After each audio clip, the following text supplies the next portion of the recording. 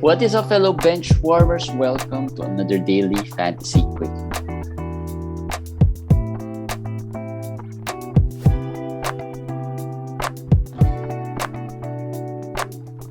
Hey guys, it's week 10.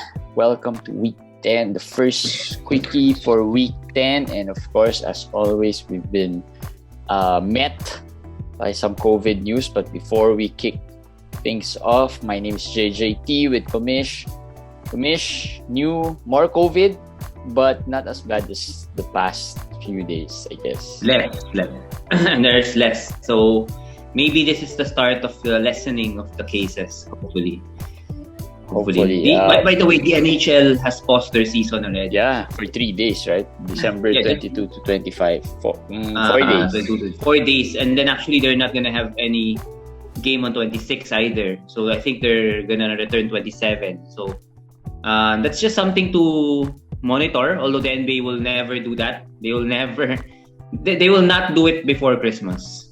They'll not, because this is the biggest time for the NBA. Christmas Day games are the start of the big TV rating bonanza of the NBA. So they will not do that.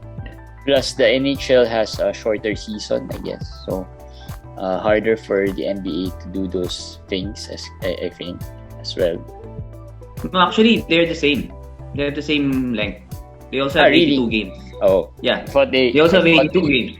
I thought they have a shorter season, and the reason why. The difference this year is the NHL has the Olympics, the Winter Olympics. They will take a break, supposedly, for the Olympics for, I think, a month. Almost a month. Maybe 3 weeks. And then that's why they will end their season way beyond their usual ending time. But right now, I think they're not even sure if they're going to allow their players to join the Olympics. So maybe they have that leeway because they have that 3 week 3 week break, that if they are not going to join the Olympics anymore, they would have a 3 week buffer that the NBA does not have or did not consider for their season. Yeah, but like you said, less number of people. Interestingly, some of the players, particularly Kleber, got into COVID protocol after recommending him as one of the possible ads, I think yesterday or the other day. But other than him, it's Patrick Beverley and Vanderbilt. Probably the two with really more significant value in terms of fantasy. Both players have been really good. Surprising. I mean, Pat Bev has been surprisingly good. So, and that's after Anthony Edwards and Torian Prince, right? Yeah. So we're not sure if this is the end of it. Hopefully they got it. They got it controlled. Hopefully. Yeah. Hopefully they're more careful with their leader, Karl Anthony Towns. I'm pretty sure he's gonna be really careful about these kinds of things, considering what he went through. But but it cannot be. There's no way you could prevent it. For me, there's no way, because you're playing and you cannot wear a mask when you're playing. So true.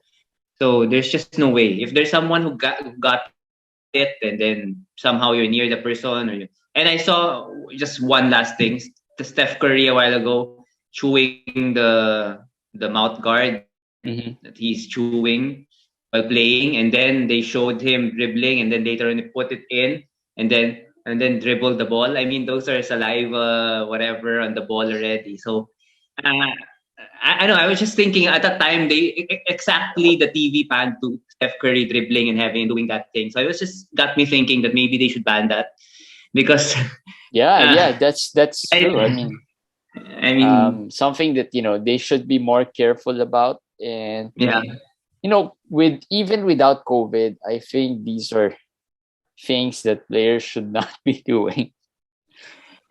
Without COVID, I guess you don't care. It's just I guess they share showers anyway. Without COVID, we probably won't make a big deal out of it. But yes. Just disgusting. No, just thinking about Golden State, because we have Wiggins and Poole already in protocols. Yeah. And then that happens. I'm not sure if Steph or the others are gonna enter soon or whatever. But you just have to be more careful, I think. Yeah. Yeah, so Pat Bev and Jared Vanderbilt and were the last couple of players who got into COVID protocols. Um, Thankfully, not much injury that went through today, right? Not Yeah. there hasn't really been any major news, but Alex Caruso, I guess. I Caruso guess is that's the probably the biggest biggest. one, which is not really the biggest per se, but yeah, um, a little concerning, I guess. He just came back from injury, and now Yeah. he's Luckily, it's the hamstring. No, not the hamstring. It's a sprained ankle. yeah, So it was a fluke injury. So it wasn't anything with the hamstring. So that's good. That's good. Tyrese Maxey is still out. That's probably the other injury. Although he didn't suffer the injury today, he was just out before the today. So those are they're not probably the top 3-4 players of your team, but like Vanderbilt and Pat Bev, these actually will be very interesting. Do you drop them if you have many IL? If yeah. your IL is full, I I mean have that's a I have right. enough. Well, I think Vanderbilt definitely is not a drop, but I Yes, think the for more sure. uh the player would probably where you will really think about it more is Patrick Beverly because And uh Alex Caruso. yeah, and Alex Caruso. So yeah, I have a few Patrick Beverly. I have a lot actually, and I have a couple of Alex Caruso. So, but yeah, So can we ask what you're gonna do with them? I'm gonna hold on to Patrick Beverly because some of the teams I have Patrick Beverly. Some of the injured players like Paul George came back. So I had some space in the IL list, in the IL slot, and then for the other one, it's not as affected. I think the most affected I am is with the team with Alex Caruso. We're in. It's our dynasty league. Wherein I have Holmes, I have Bam, um, and yeah, I have Kawhi. I'm actually thinking if I should still hold on to Kawhi. And I just realized I wasn't able to drop PJ Tucker. Yeah. Oh yeah, I was able to drop PJ Tucker for Huerter, who you dropped. Oh, you got him. For Okay. a player I dropped. Oh, you dropped Bogdan. You're the one who dropped Yeah. Bogdan. I was I was But trying to look for Bogdan, and then as I was looking, I saw you pick him up for Huerter, and I picked Huerter up for PJ Tucker. So uh, Werther is a good ad. I mean, Trey is out, so for the short term, Werther will be a good ad. yeah, and I needed Hopefully some it warm helps you. bodies. Hopefully it helps you. But for me, I have Pat Bev, I have Caruso. Unfortunately, they're both in the same team, the team that has CJ McCollum, Paul George, and Zach Levine, and Bogdanovic. I dropped Bogdan as I said. Paul George came back. So now I'm down CJ in the IL. I don't have an IL plus. We don't have an IL plus. I'm planning on holding Caruso and Beverly as far as I can. I'm holding Yeah, Caruso. I can't drop because I'm not yet sure if he's gonna miss a game. What if it's a mild sprain, right? So I'm holding. Pat Bev, I'll try my best to hold. I'll try yeah. my best. I mean, the good news is it's COVID protocol, so you probably know it's about a couple of weeks at most, right? Yeah, I yeah. mean, it's not as bad as holding on to someone who will be out for 4 or 5 weeks, right? So I think that's the if you want to look into the positive side. But again, depends where your team is, I guess, right now. If they're somehow you can survive the next couple of weeks without players like these supporting players. Obviously, Vanderbilt, you don't drop. You don't drop. Vanderbilt, you don't drop. Tyrese Maxey, you don't drop. So these two. Rashawn Holmes, you don't drop, but I'm sure you want to drop. Still out for whatever that eye thing is. It makes me wish that he just got COVID and got it over with, so that it's the same period because he's almost out for 2 weeks also. Yeah, What will be worse if he comes back and then gets COVID? It's basically been after a great start. I remember writing about him about out being a top 20 guy and everything, and then all of a sudden his season just went sideways well, if you just think because of of the eye. if you think about it, this Come on. is this is typical Richaun Holmes season. Yeah, but there's no injury. It's the eye. Although, yeah, That's okay, an eyes are injury. important. That's an injury. The eyes are It's just important, not but you your can wear usual. goggles. It's not just your usual injury. Goggles. Hasn't he seen Kareem? I mean, you can wear goggles. Come No, on. other players have done it, right? Like wearing goggles Yeah. for any eye injury. Or I it's mean, just like a broken nose, right? You can, I wish they clarify it for us. Maybe we're being harsh, but it's a very serious injury. But we just don't have information. So if we don't have information, we're just gonna rant. because speculate and rant. yes, because all they say is an eye injury. So okay, eye, but 2 weeks. Come on, man. More than 2 weeks. It's more Yeah. than 2 weeks. No, he came back. He came back for a while, and then he went out again because he got hit. But before he came back, it was also an eye injury. Yeah, exactly. So that's pretty much more than 2 weeks of without Richaun Holmes for an eye injury. Like we said, we don't know what's going on. Hopefully he comes back. But since we're there at the topic of who to drop, let's talk about some worry players. Garrison Matthews, he had a good game the last game, but I think in 3-4 games he's had 3 bad games and maybe just 1 good game so far. Is he a drop at this point? Yes. 12 team, if you're still holding him, he's an easy drop. 12 team, 10 team. Yeah. It should not be owned. In 14, maybe it's tougher only because so many people are out. I mean, so many injured players. So because of the so many injured players, I think Garrison can be held on.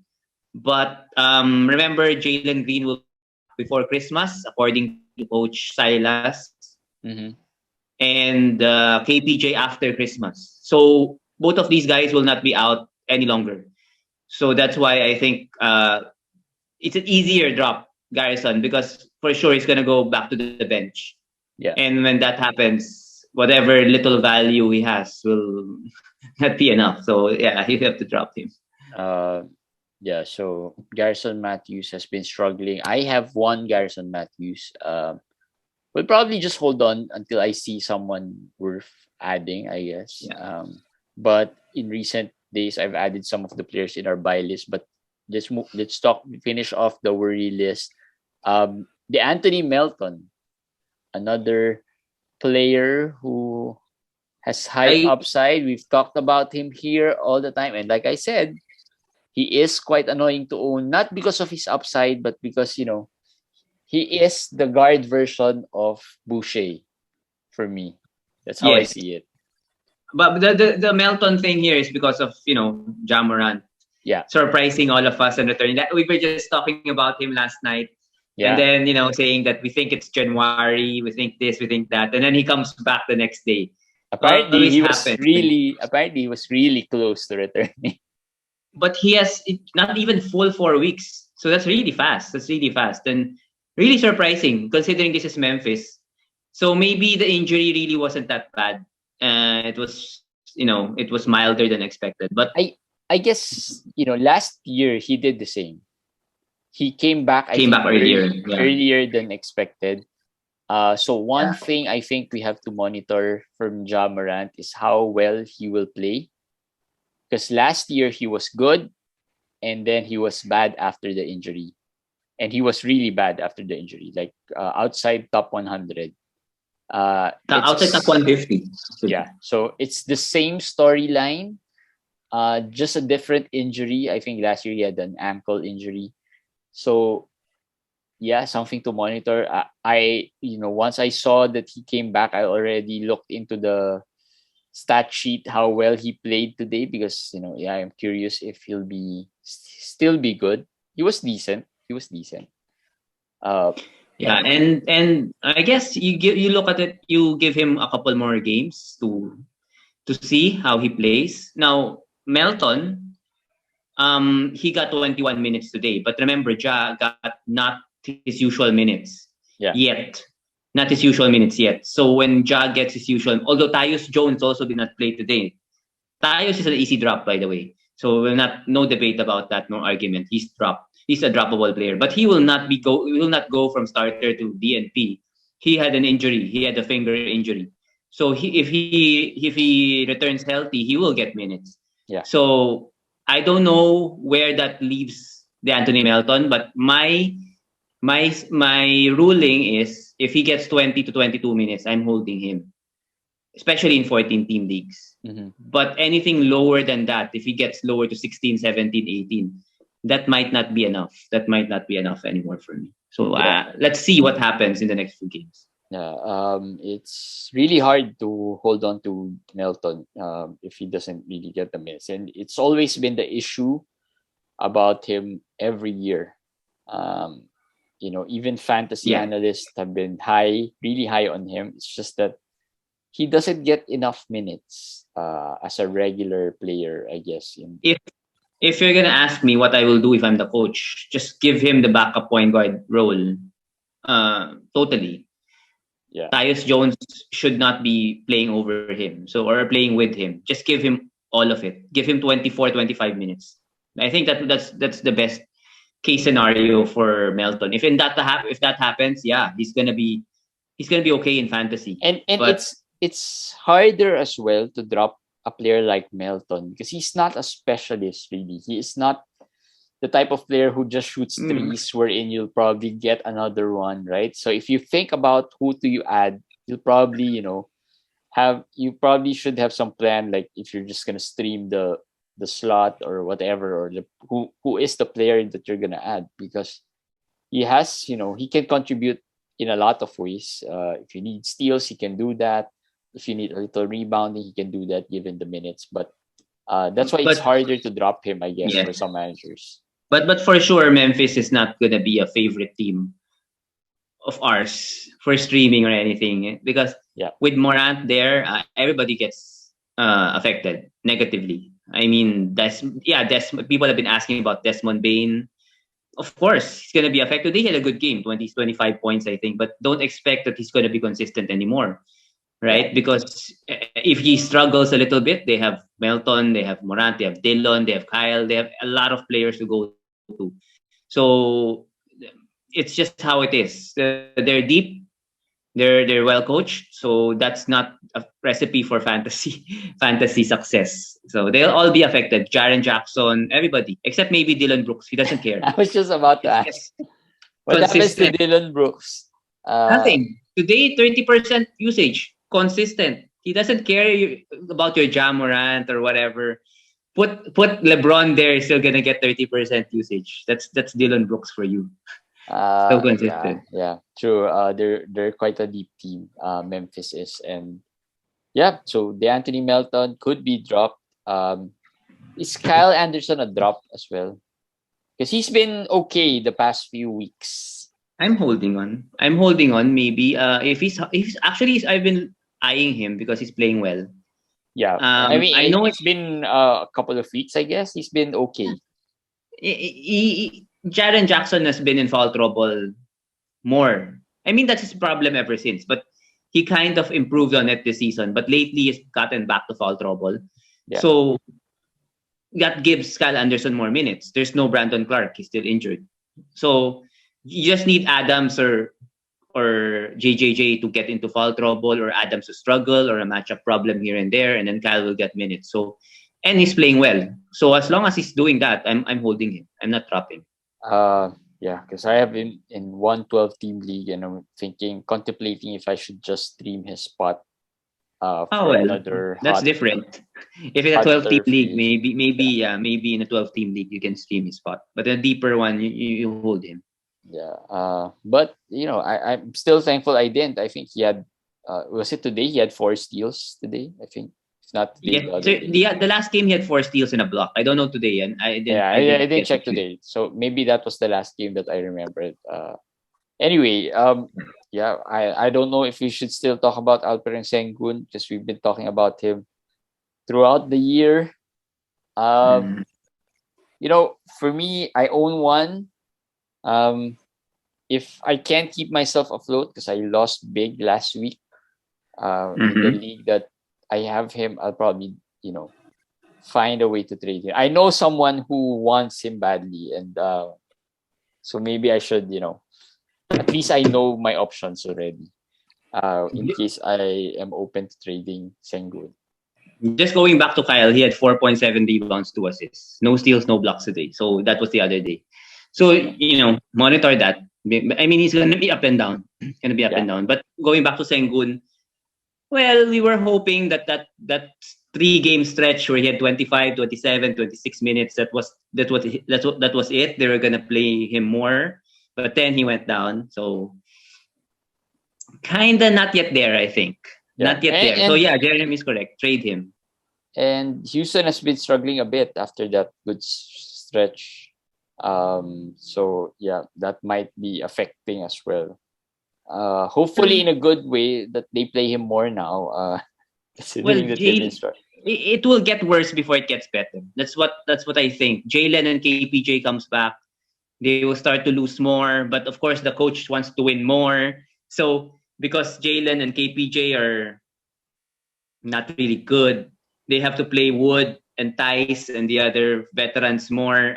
Just how I feel about it. And Sengun would probably get squeezed for the meantime. As long as they're still playing the charades that they want to contend, it's not yet going to be there. And it's going to get worse in the sense that maybe February, I think. Maybe All-Star break. Something like that. Too far. Something like that. That's the time when you're really saying, okay, this is too much. We're too bad. So let's go all out with our youngsters like last year. So not yet now because it's too early. It's too early. It's just like telling your fan base na we're just gonna tank. We're bad. You cannot do that this early because they will, people will get angry at you. So just my thought. Jeremy is correct. He will try to trade Sengun. I'm sure a lot of people are gonna want to trade him. I'll get him. I think Patrick Larocco is one of the players who want to get him. So there, I might send an offer to Jeremy also. Let's see. So those are the worry list, and let's talk about some buy players. Of course, without Patrick Beverley and Jared Vanderbilt, who is a good replacement? Jaden McDaniels, Naz Reid. I've seen one of the top ads for tomorrow's game is Noel. I'm not sure. Who's Noel? Jaylen Noel. Jaylen Noel. Yeah, Jaylen Noel. He had a couple of good games. So, but the minutes aren't really there. I think he had 19 minutes or less than 20 minutes. So I'm not sure if it's gonna stick. I mean, the output. But he's good. Jaylen Noel is good. But probably he's gonna start. He could start. I mean, Russell, Beasley, by the way, if we can pick him up, also pick him up. Yeah. Beasley, Noel, and then Karl Anthony Towns. I'm just assuming Jaden McDaniels gets the power forward spot, the starting power forward spot. Or Okogie. I don't know if Okogie is healthy or not, but Okogie can start at a small forward. But Jaylen Noel for sure will be a vital player off the bench. I just prefer Jaden at this point. Yeah. I'm just thinking, the rebounds that Vanderbilt is getting, someone has to get them, right? So maybe Jaden gets some, and he's also always been good with steals and blocks. So maybe he can do a Vanderbilt light kind of performance for the next week. We've been talking about Damian Lee and Otto Porter. I don't think we can stress enough that they would probably benefit the COVID protocol players under COVID protocol being out. That's Jordan Poole and Andrew Wiggins. So that's we probably played well. Damian played well today. Yeah. So Chimezie Metu also played well. Continues to start. It's hard. I think I have a lot of Metu. I added him when he started a few games ago. So yeah, just ride him, I guess. Yeah, ride him, and as from the beginning, even before he was starting, we already recommended Metu. We already told you about Metu before he was starting, because just looking at who's left on the team, Yeah. he's the guy that would really be the best option there. So I'm really hoping they stick with him because me too. Fantasy wise, he's good, right? The numbers he gives, it's across the board.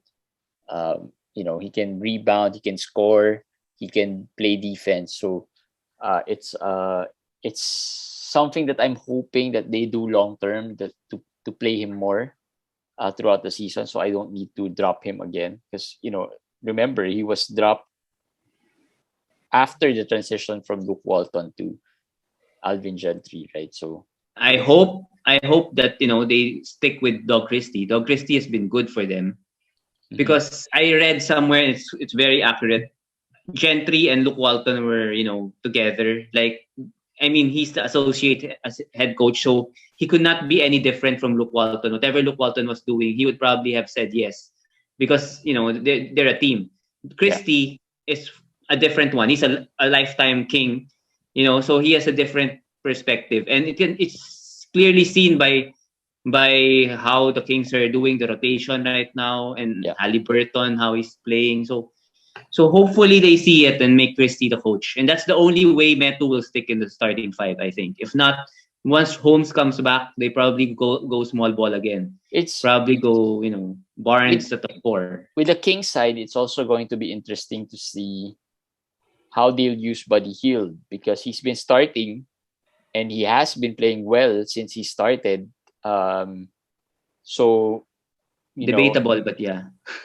He's been okay, right? I mean, since we talked about him, he's had, I think, 2 or 3 good games already.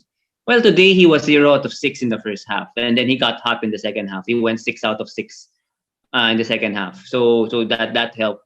But yeah, he's been playing well starting, and also because and also he gave you some other stats. Yeah, true. 4 steals today. Yeah, for Buddy Hield. And I think he also had maybe a steal or 2. 4 steals. He had 4 steals today. No, just today. But in the last game, last game he gets 1 or 2 here or there, but nothing consistent. But I just feel like the problem with Buddy is when the defense hone on him, like the first half. The first half, the defense was really, really following him. He really has a problem getting any other shot than 3-pointers.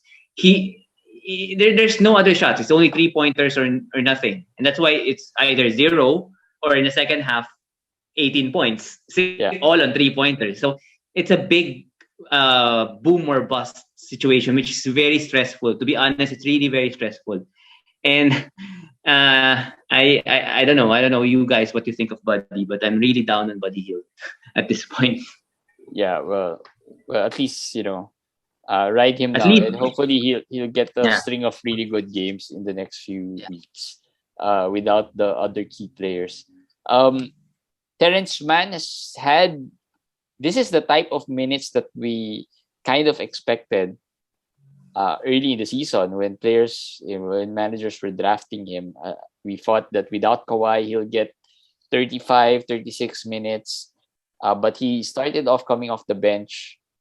So now the dilemma is Terrence Mann or Nick Batum, because Nick Batum played bad today. He just had 17 minutes. Yeah, Nick Batum played bad. So, and I don't know if many managers would trust Terrence Mann. I don't trust Mann, but he has been getting the minutes, as you said, 36 minutes today. So I'll go with the guy who has the minutes. So I'm going to go Mann here. Obviously, this is what the rotation will look like until Marcus Morris comes back. So for me, while Morris is out, it's Mann who should be played. Batum is a bench player who would probably get good stats if his shots fall. But since Ibaka also came back, the minutes won't be that much for Batum. So maybe Mann for this point, Terrence Mann. Yeah. I like Terrence Mann in a deep league. Like I have him in a 16-team league. and just the right piece for me in terms of not really expect him to do really well, but at least enough as a support player. But to be fair, if you give the minutes of Batum, of Mando Batum, Batum will blow that, the whatever Terrence Mann is doing right now away. Yeah, but I just again, feel, he'll get for a couple sure, of for threes, sure. steals, blocks, and everything. But he's not getting the minutes. That is just my concern. Two And I things, just two follow things, the minutes. two things going against Nick Batum. He's not getting the minutes. I'll put three things out there. He's not getting the minutes. He's very injury prone, and he's old. Okay. So I think Looks like that's his head looks like Jeremy's head.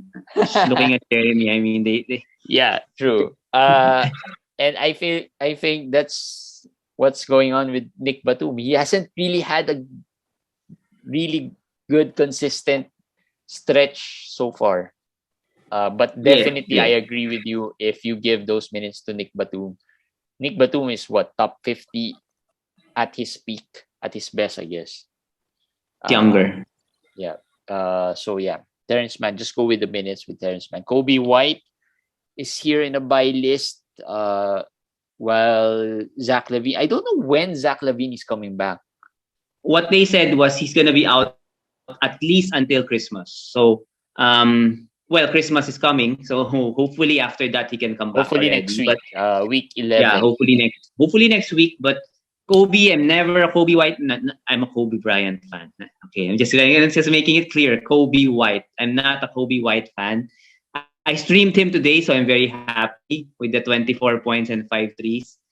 That was helped a lot by Caruso getting injured though.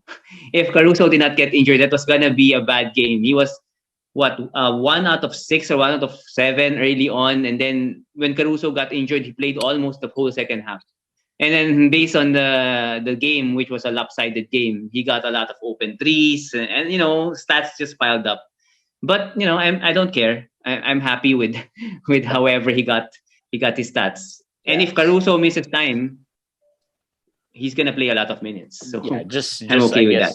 I guess just ride him until he gives you those bad games as well, because we kind of expect him to not shoot well, even with the minutes, especially with the minutes that will be given to him. Deep leagues, I guess, KJ Martin, Kenrich Williams, and Alfonso McKinney. We mentioned KJ Martin a few quickies ago. I think if that was last week. He's been playing well. So maybe something to consider on a deep league. Probably a KJ Martin. Yeah. He's getting the minutes. I hope saying good games. I hope saying he's getting 25 minutes a game every day, every game. So well, that's enough for him. That's enough. Yeah. He didn't get a lot of rebounds today, but he got threes, he got points. He can help. We know that from last season, right? Yeah. There. And Kenrich Williams, like we said, has always been good as long as you give him the minutes. But yeah, the chance is he doesn't get the minutes. He won't get the minutes. But there will be stretches wherein he will be useful. So maybe in deep leagues, if you really have no one to add or stream, maybe you can consider him as well. Feel good players. Let's talk about Embiid. Today, 41. 41, 10, 5, 2, 4. Yeah, so probably the game so far, his best game this season. Very under the radar, Embiid, both from the performance side and the injury side, because we all know many managers are down on Embiid just because of the injury, but really Embiid is a stud when it comes to fantasy. Could I was be the top thinking 5 about Anthony Davis without the injuries. Yeah, I was just thinking Anthony Davis or Embiid. That has been in my mind for so long because I have Davis, as I said, as my first rounder, and I was thinking maybe I flip him for Embiid, but one is injury prone, the other is injury prone. As we said, who gets injured first? Well, AD got injured first long term, so he loses. But at this point, who has the better upside? I know we're talking about first rounders. Embiid. But these are late first rounders, right? Embiid, right? It's the Embiid. better. player overall, right? Yeah. Without considering the injuries, let's not think about the injuries. Just the upside. Not even close. Right? Will you pick AD? No. I don't think so. No. I don't think so. But I haven't really had an Embiid. Always been concerned about the injuries. I never learned with AD. I always but maybe you picked AD very low this year. Yeah, so 12. Past the 10th pick. You can't. I guess you can't pass on him at 12 or 13 or 14. And then really by that low. time, Embiid is really not going to be there. He's usually picked within the 8th, 9th, and 10th pick. And but very rarely you know where Embiid is being picked too low? Roto leagues. People are treating Embiid in Roto like head to head. And for me, in Roto leagues, Embiid should be, should be top 7, maybe top 8, around the top 8. Let's put it at top 8, because he misses games, but that's fine in Roto. Yeah, as long as it's not season ending, that's fine. Yes. So for me, Embiid, your question, for me, Embiid, and even when they're both healthy, Embiid, and now that they're with injuries here and there, Embiid. So there. Because I think the maybe the perception with Embiid is that he hasn't really been a top 5 at the end of the season. Maybe just because of the injuries. Yeah. But Embiid just gives you a lot. I mean, the scoring is better than Anthony Davis. The field goals can be better than Anthony Davis, especially since he started, with Doc Rivers. He doesn't hoist threes as much right now. The free throws are really good. So what? The free throws are really good, right? And he's averaging 80% from the free throw range. And they're good with the volume. They're not, good because he shoots 3 or 5, 3 to 5 free throws. Sometimes he shoots 8, 9, 10 free throws. I mean, I guess why Embiid has never been top 5 probably is the field goal percentage, because he takes a lot of them, and the turnovers, I guess. The turnovers are okay. I mean, for a guy, 2.5 to 3, so I think that's okay. This year, yes, improved on that. I think it's the field goal. This year is 45% from the field goal. So that's the reason why it's number 11 actually so far this year. Per game. Of course, in the totals, it's lower, but per game is number 11. But I think lately he's top 5. Lately, the past 2 weeks that he has played, he's been top 5. So he's getting there. What's his career field goal? Career field goal is 48%. Never been high. Never been that high, because he shoots a lot of 3-pointers, right? I'll take 48%. I mean, it's not like 40 or 42, 40. I mean, it's not in the low 40s. I mean, it's just maybe that's the reason that's preventing him from going to the top 5. Yeah, possibly yes. Yeah, possibly yes.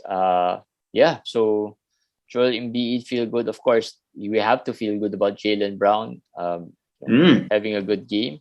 So hopefully, I'm keeping my fingers crossed, because I have a number of Jaylen Brown wherein I've lost a lot of 4 or 5 weeks, and that's why it's hard for me to gauge the team whether I could really win there or not, because I didn't have Jaylen Brown and I lost 4 or 5 only. I haven't really been blown out. So let's see. Hopefully, Yeah, I'm gonna do like this also. Like, Damian Lillard is questionable with hamstring issues now, so you never know. Never know with these players who are struggling. They get good games, and then all of a sudden there's a new issue.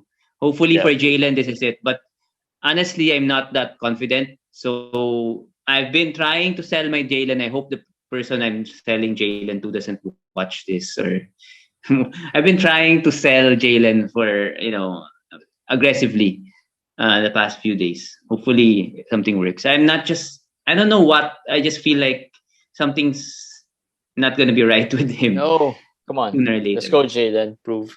Proof, But commish. yeah, I have a lot of Jaylen, so come on. I haven't traded them yet, so go. Proof, commish wrong. And I'm close to dropping Kyrie in one league because there's just so much injuries. And I ask around, and really, it seems like no one really wants him.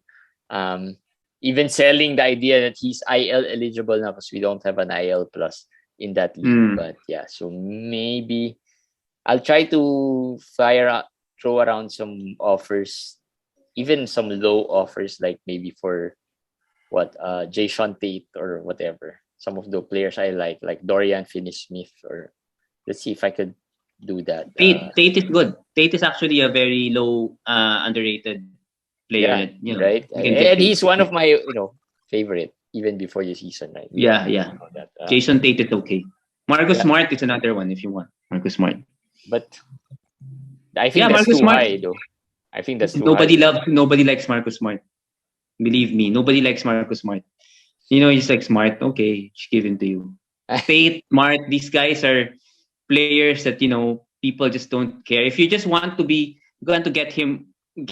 it over with, try Jordan Clarkson, maybe a player who I think is really overrated for what he gives. But if you want, at least, yeah, that might fit my team as well because I have Steph here. Yeah, I think that will work. Yeah. Clarkson will work. Yeah, I mean, we'll start high and then move down the. Have to be fast though. Can't wait too long. Yeah, I waited a day too late. I was just thinking about trading him, and then the next day he gets into COVID protocol. I have to be fast. So let's see. Anyway, that's it for our Daily Fantasy Quickie. And I hope you enjoyed this, and I hope this was helpful. Good luck on week 10, and we'll see you again tomorrow. Bye, guys. Bye.